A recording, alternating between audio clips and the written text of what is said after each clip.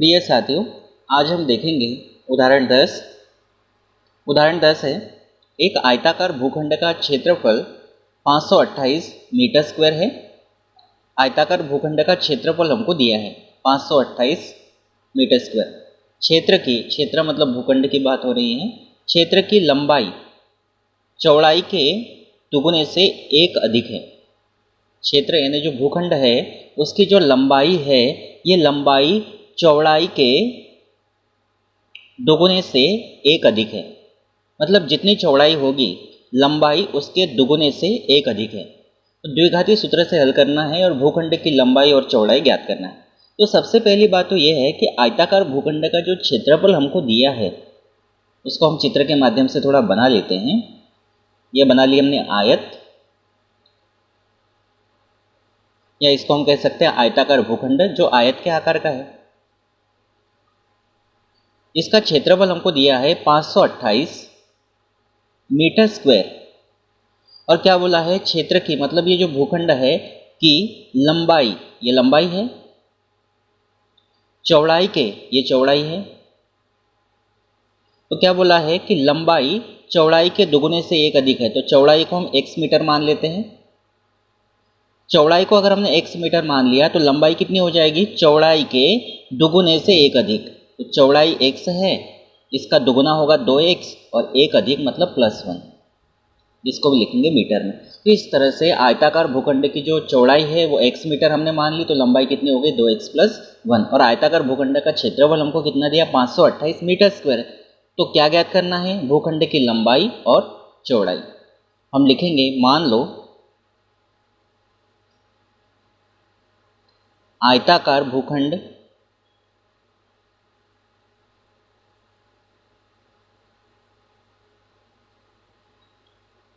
की चौड़ाई बराबर x मीटर, इसीलिए आयताकार भूखंड की लंबाई कितनी होगी, 2x + 1, 2x + 1 मीटर। ठीक है, इस तरह से हो गया। अब प्रश्न में क्या दिया है, आयताकार भूखंड का क्षेत्रफल दिया है, तो हम लिखेंगे प्रश्नानुसार।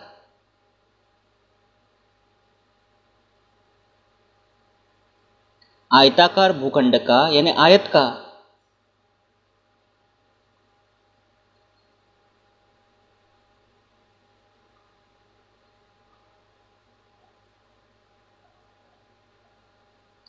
ये दिया है 528 मीटर स्क्वायर।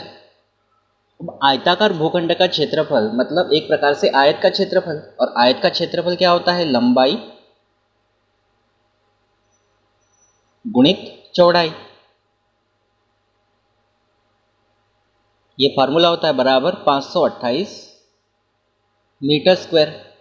लंबाई कितनी है हमारे पास, 2x + 1, यह है मीटर, गुणित चौड़ाई है x, ये भी है मीटर। तो मीटर इंटू मीटर क्या हो जाएगा, मीटर स्क्वायर, और बराबर यह है 528 मीटर स्क्वायर। अब मीटर स्क्वायर से मीटर स्क्वायर कैंसिल हो जाएगा। अब x का गुणा करेंगे हम 2x में तो होगा 2x² प्लस 1 का गुणा x में करेंगे तो x, और ये 528 है, चाहो तो इसका पक्षांतरण कर लो तो -528 बराबर 0। अब इसको हल करने के लिए कंडीशन दी गई है, और कंडीशन है वो है द्विघाती सूत्र से हल करना है। और द्विघाती सूत्र से हल करना है तो इसकी तुलना करना पड़ेगा कि ax² plus bx plus c बराबर 0 से तुलना करने पर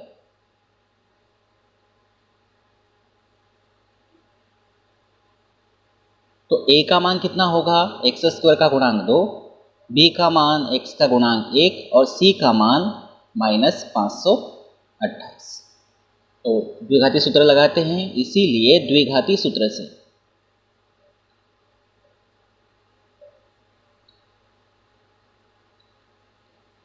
x बराबर -b + under root b² minus 4ac upon 2a, यहाँ मान रखेंगे बराबर माइनस b का मान कितना है 1 प्लस माइनस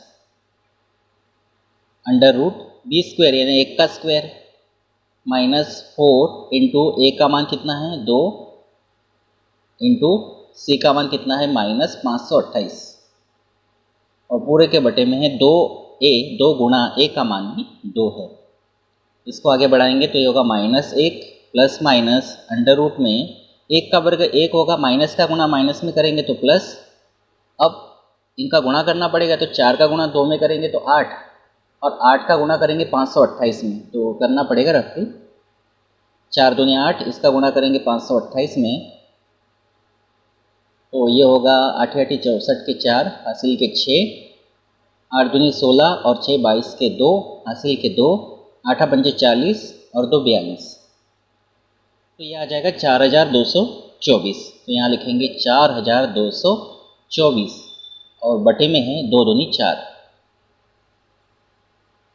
बराबर -1 प्लस माइनस अंडर रूट 4224 में 1 जोड़ेंगे तो ये हो जाएगा 4225 और बटे में है 4।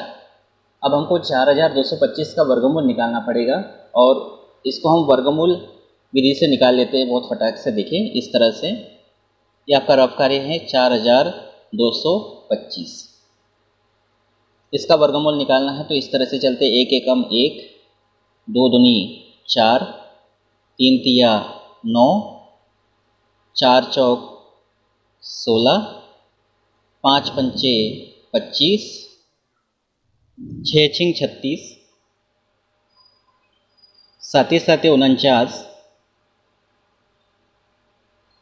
8 8 64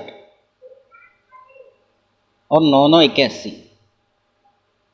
सबसे पहला तरीका जो है ना वो इस तरह से हम बना लेते हैं 1 एकम 2 दूनी 3 तिया इस तरह से। फिर क्या करते हैं यहाँ पे ये जो संख्या है इसमें 2 2 की जोड़ियाँ राइट साइड से बनाते हुए जाते हैं। 2 की जोड़ी बन गई, 2 की जोड़ी बन गई, अगर नहीं बनती है तो अकेला अंक रखते हैं। फिर उसके बाद यहाँ पहली जोड़ी 42 है तो 42 किसके करीब है तो 36 के करीब है, क्योंकि 49 बड़े हो जाएंगे इसीलिए 42 जो है ये 36 के करीब है, या ये कह सकते हैं कि 6 से 36 हम लेंगे, साथ ही 49 हम नहीं लेंगे क्योंकि 49 बड़े होते। तो 6 छिंग 36, तो कैसा लिखेंगे देखो 6 छिंग 36।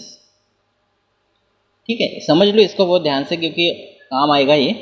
कि इसको घटाना है यहाँ पे, और यहाँ पे जो अभी हमने जो भागफल अभी लाए हैं उसको यहाँ जोड़ते हैं तो ये होगा 6 और 6 12 और यहाँ जगह छोड़ देते हैं ताकि नया अंक लिखने के लिए जगह बचे। और यहाँ पे जो संख्या आती है उसका दुगुना यहाँ दिखना चाहिए, जैसे 6 का डबल 12 यहाँ पे दिख रहा है।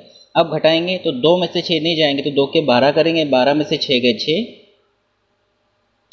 फिर उसके बाद हासिल का 1 आएगा और 4 में से 4 गया 0। फिर जोड़ी नीचे लाते हैं तो यहाँ 25 आएगा। अब अगली स्टेप क्या होती है, अगली स्टेप ये है कि आप अगर इधर का 1 अंक छुपाते हैं तो इधर का 1 भी अंक नहीं छुपाना है, इधर के 2 अंक छुपाते हैं तो इधर का 1 अंक छुपाना है। इस तरह से करते हैं, यहाँ से स्टेप इस तरह से चलते हैं, हर बार आगे भी इसी तरह से जाते हैं। अब जोड़ी नहीं बची है तो यहीं तक हमारा गणित रहेगा, एक बारी भाग हम देंगे उसके बाद तो जोड़ियाँ बची नहीं है तो इधर का 1 अंक दबाएंगे। फिर उसके बाद अगर हमको 12 का पहाड़ा आता है तो ठीक है, नहीं अगर आता है तो इधर के 2 अंक छुपाएंगे तो इधर का 1 अंक छुपाना है। मतलब इधर जितने अंक आप छुपाएंगे उससे एक कम अंक इधर छुपाना है। तो यहाँ का 1 अंक छुपा दिया, हमको 12 का पहाड़ा आता है। देखो 12 का पहाड़ा ऐसा बोलना है कि जो 62 के करीब करीब हो। तो हम जानते हैं 12 पंचे 60, 12 पंचे 60 जो है 62 के करीब है तो 12 पंचे चेक कर लेते हैं। 12 पंचे बोल रहे हैं हम तो किस तरह से करेंगे, देखो 12 पंचे बोला है तो 5 इसके ऊपर भी रखेंगे और 5 का गुणा भी करेंगे। ये सब रफ कार्य चल रहा है। क्या बोला मैंने, 12 पंचे 60, तो पंचे का मतलब 5, 5 इसके ऊपर भी रखेंगे और 5 का गुणा भी करेंगे। अगर इससे हमारा काम नहीं बनेगा, मतलब या तो इतना आ जाए या इससे कम आ जाए तो चलेगा, अगर इससे ज़्यादा आता है तो फिर यहाँ 4 4 लग के चेक करेंगे। ठीक है, इस तरह से करना पड़ता है। तो 5 का गुणा 5 में करेंगे, 5 पंचे 25, हासिल के 2, 5 दूनी 10 और 2 12 के 2, हासिल का 1, 5 एकम 5 और 1 6, तो फिक्स 625 ही आ गया है। कब आया, जब 12 पे हमने यहाँ 5 रखा, गुणा 5 मतलब 5 का भाग दिया तो 125 और 5, 125 और 5 का गुणा आया 625। घटाएंगे तो ये क्या आएगा, 0 0 0 आएगा। और अभी जो भाग देने पर जो संख्या आई वो है 5, तो 5 इसमें जोड़ देंगे तो ये कितना हो जाएगा, 5 और 5 10 का 0, हासिल का 1, 2 और 1 3 और यहाँ पर 1। अब जगह इसलिए नहीं छोड़ी कि आगे भाग नहीं देना है, तो नई जगह छोड़ी तो भी चल जाए। तो देखो 65 का डबल 130 है और हमारा जो वर्गमूल आ गया वो कितना आ गया, 65 आ गया। तो इस तरह से निकालते हैं, मैंने तरीका आपको बताया है। अगर आप इस तरह से फॉलो करते हैं तो हर संख्या का वर्गमूल आप निकाल सकते हैं। ये वर्गमूल विधि है संख्या का वर्गमूल ज्ञात करने की।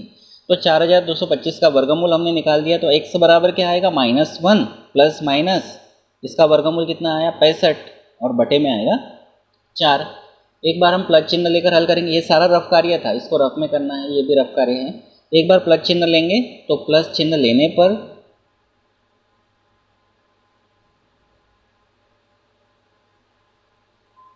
यह आ जाएगा x बराबर -1 प्लस 65 बटे 4 बराबर 65 में से 1 गया तो 64 बटे 4, 4 एकम 4, यहाँ भाग देंगे 4 एकम 4, 4 6 24, तो x बराबर आएगा 16। उसी प्रकार माइनस चिन्ह लेने पर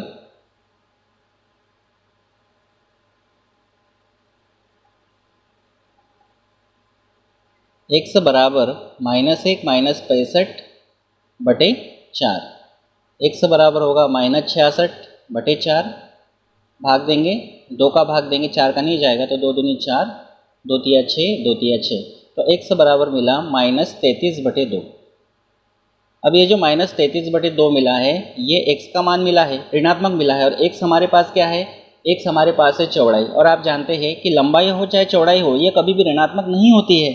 तो कहने का मतलब क्या है कि ये मान हमारा नहीं होगा, ये मान असंभव है, क्योंकि x क्या है, x है चौड़ाई। और आप जानते हैं चौड़ाई हो चाहे लंबाई हो कभी ऋणात्मक नहीं होती। तो हम क्या लिखेंगे, हम लिख सकते हैं x का मान ऋणात्मक नहीं हो सकता है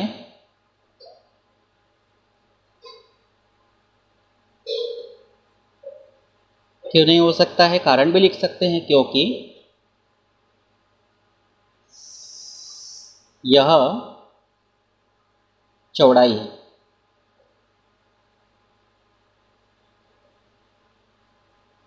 ठीक है, अब इसके आगे हम हल करते हैं। तो x का हमारा कौन सा मान आ गया, x बराबर 16 आ गया है। तो हम लिखेंगे अतः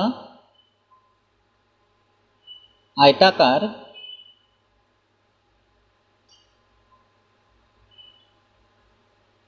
भूखंड की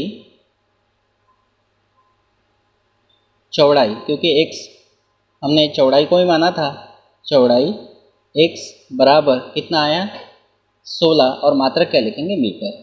तो इस तरह से आयताकार भूखंड की चौड़ाई हमारे पास आ गई है। तो हम निकालेंगे अब आयताकार भूखंड की लंबाई। ठीक है, तथा आयताकार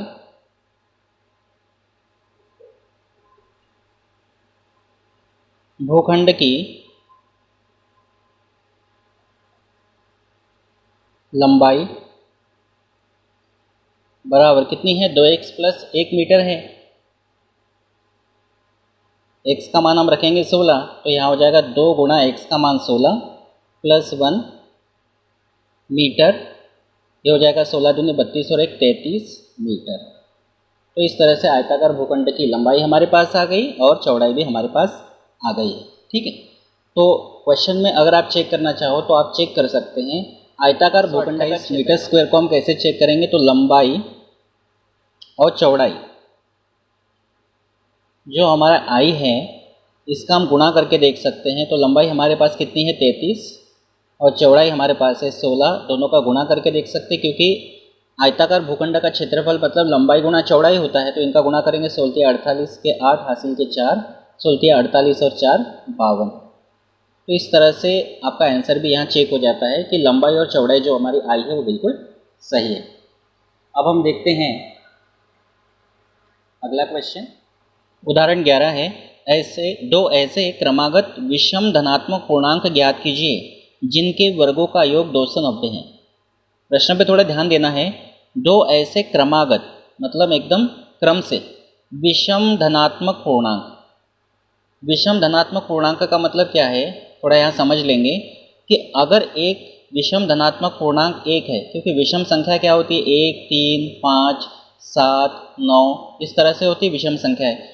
अगर हम एक विषम धनात्मक पूर्णांक को 3 मानते हैं उदाहरण के लिए, तो अगला क्रमागत मतलब क्रम से विषम धनात्मक पूर्णांक कितना है, 5 है।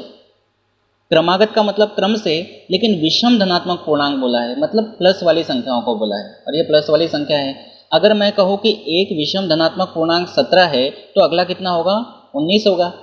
अगर मैं कहूँ पहला विषम धनात्मक पूर्णांक x है तो अगला कितना होगा, x प्लस 2 होगा।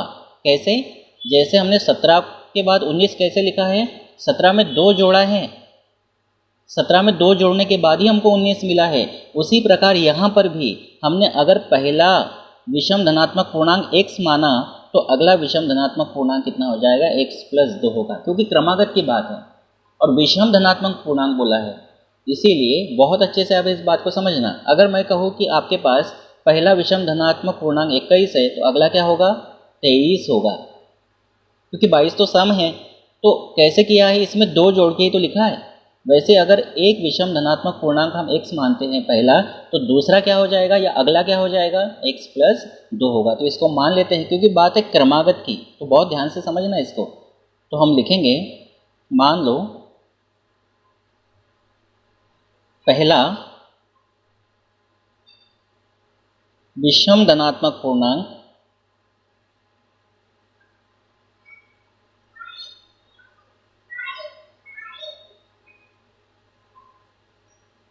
बराबर x, इसीलिए अगला, क्योंकि क्रमागत की बात है, अगला विषम धनात्मक पूर्णांक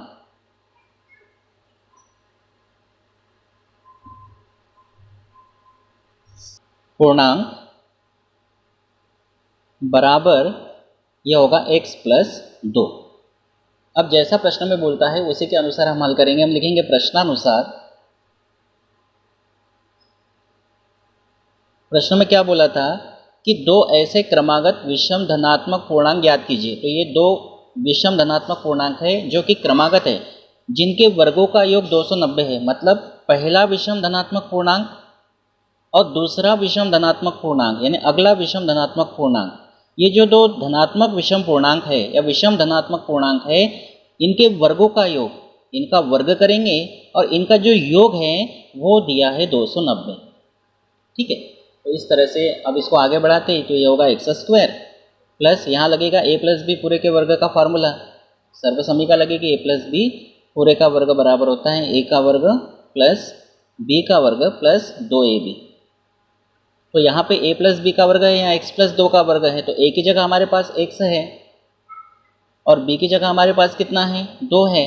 तो जहाँ जहाँ पर a है वहाँ पर हम x रखेंगे और जहाँ पर b है वहाँ पे हम 2 रखेंगे। तो a का वर्ग मतलब x का वर्ग होगा प्लस b का वर्ग मतलब 2 का वर्ग होगा। फिर उसके बाद प्लस है 2, a मतलब x और b मतलब 2 बराबर 290। इसको आगे हल करते हैं तो ये होगा, इसको चाहो तो जोड़ सकते हैं, x², ये हो जाएगा 2x² प्लस 2 का वर्ग होगा 4 प्लस 2 दूनी 4 और ये x बराबर 290। 290 को इधर लेके आएंगे तो ये लिखेंगे 2x², पहले x वाले को लिख लेते हैं प्लस 4x, फिर लिखेंगे प्लस 4 और इसको इधर लेके आएंगे तो ये माइनस 290 होगा बराबर 0। अब इसको सॉल्व करते हैं, 2x² प्लस 4x, 290 माइनस का है और 4 प्लस का है, तो असमान चिन्ह वाले घटाएंगे, चिन्ह को भूल जाइए और 290 में से 4 घटाएंगे तो कितना आएगा, 286 आएगा। अब चिन्हों को देखना, बड़ी संख्या का चिन्ह माइनस है बराबर 0। अब देखो सभी संख्याओं में 2 का भाग जाता है, तो हम लिख सकते पूरे समीकरण में 2 का भाग देने पर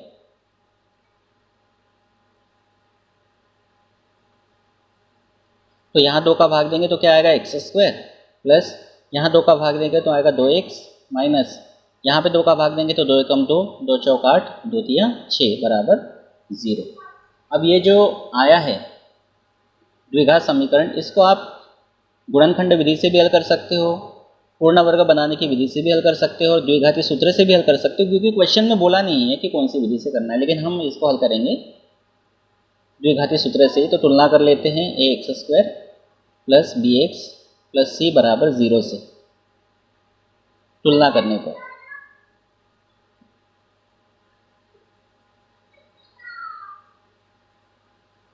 तुलना करेंगे तो a का मान कितना होगा, x² का गुणांक 1 है, b का मान होगा 2 और c का मान होगा -143।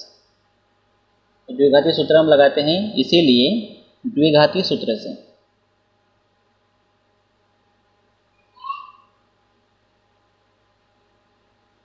द्विघाती सूत्र क्या है, x बराबर -b plus minus √b² -4ac upon 2a। तो मान रखेंगे माइनस b का मान कितना है 2 प्लस माइनस √b² यानी 2 का स्क्वायर -4 इंटू a का मान कितना है 1 इंटू c का मान है -143 और पूरे के बटे में है 2 गुणा a का मान 1 है। इसको आगे बढ़ाते हैं तो ये होगा -2 प्लस माइनस √2 का वर्ग 4, माइनस का गुणा माइनस में करेंगे तो प्लस 143 का गुणा 4 में करेंगे। यहाँ तो 1 का गुणा नहीं किया तो भी चलेगा क्योंकि ये तो उतना ही आएगा। तो 4 का गुणा 143 में करना पड़ेगा। 4 तिया 12 के 2, हासिल का 1, 4 दूनी 8 और 1 9, 4 एकम 4 और बटे में है 2 एकम 2 बराबर -2 प्लस माइनस अंडर रूट में 492 और ये 4, यहाँ गुणा चेक कर लेते हैं। 4 तिया 12 के 2, हासिल का 1, 4 चौक 16 और 1 17 के 7 होंगे। फिर हासिल का 1 आएगा, 4 एकम 4 और 1 5 होगा। यहाँ पे थोड़ा सा गुणा देख लेना आप। तो 4 का गुणा 143 में करेंगे तो ये 572 आएगा। 572 और 4 का गुणा करेंगे तो 576 होगा और बटे में कितना आएगा 2। अब 576 जो है, ऐसे इसका याद ही रहता है, 576 का वर्गमूल 24 होता है। अब निकालना चाहो तो निकाल भी सकते हो। 576 लिख के ये 2 की जोड़ी बनेगी, नहीं बनी तो सिंगल, तो यहाँ लिखेंगे 2 दूनी 4, ये आपका रफ कार्य है। घटाएंगे, 5 में से 4 गया 1, तो यहाँ पे इसी को जोड़ेंगे तो ये हो जाएगा 2 और 2 4, यहाँ आएगा जोड़ी आएगी नीचे। अब यहाँ का 1 अंक दबाएंगे तो इधर का एक भी अंक नहीं दबाना है। 4 चौक 16, 17 के करीब है, 4 चौक बोला है तो कैसे करेंगे देखो, यहाँ लिख लेते हैं। 4 तो पहले से है, 4 चौक बोला है तो 4 यहाँ पे भी और 4 यहाँ पे भी आएगा। तो गुणा करेंगे, 4 चौक 16 के 6, हासिल का 1, 4 चौक 16 और 1 17। तो देखिए बराबर 176 आ गया है। तो कब आया है, जब 4 पे हमने 4 रखा और भागफल हमने 4 लिया है, तब जाके आया 176। अगर इससे ज़्यादा आता तो यहाँ 3 रख के देखते हैं और फिर इसको हल करते हैं। इसलिए हम अलग से करके देखते हैं क्योंकि कभी कभी ज़्यादा हो जाता है। तो यहाँ पे इस 4 को जोड़ देंगे तो ये हो जाएगा 48 और यहाँ आएगा 0 0 0। तो देखो 24 का दुगुना यहाँ आना ही चाहिए, तभी हमारा सही है। तो 24 का दुगुना 48 आया और ये हमारा आ गया वर्गमूल। तो इस तरह से वैसे तो याद ही रहता है, 576 का वर्गमूल 24 होता है, फिर भी हमने निकाल के दिखाया। -2 प्लस माइनस 24 बटे 2, ये आ गया हमारा x का मान। अब हम इसको प्लस चिन्ह लेने पर एक बार हल करते हैं। तो हम लिखेंगे प्लस चिन्ह लेने पर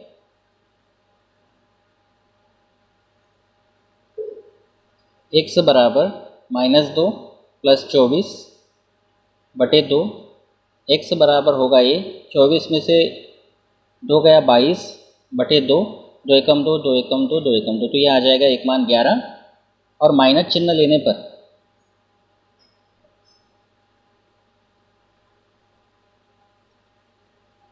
ये आएगा x बराबर -2 माइनस 24 बटे 2।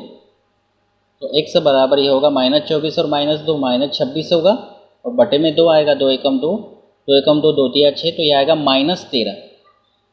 तो हम यहाँ एक सेंटेंस लिख सकते हैं, ये मान हमारा असंभव है। क्यों? क्योंकि x जो है, इस x को हमने क्या माना है, विषम धनात्मक पूर्णांक माना है और x का मान आया ऋणात्मक, तो यहाँ पे एक सेंटेंस लिखेंगे। सेंटेंस क्या आएगा, x का मान ऋणात्मक नहीं हो सकता है, ऋणात्मक नहीं हो सकता है। इसका कारण आप लिख देना, क्या, क्योंकि x एक विषम धनात्मक पूर्णांक है। आगे लिख सकते हैं आप, मैं इतना ही लिख के छोड़ देता हूँ। तो इस तरह से ये मान हमारा संभव नहीं है, तो मान कौन सा आ गया, 11। एक विषम धनात्मक पूर्णांक 11 आ गया। अब इसको यहाँ हल कर देते हैं। इसीलिए अगला विषम धनात्मक पूर्णांक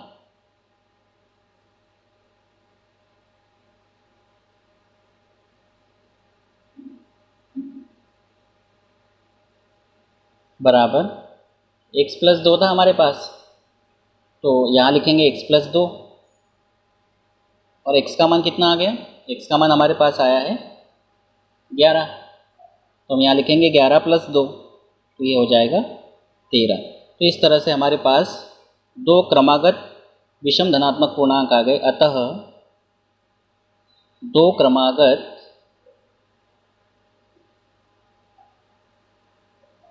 विषम धनात्मक पूर्णांक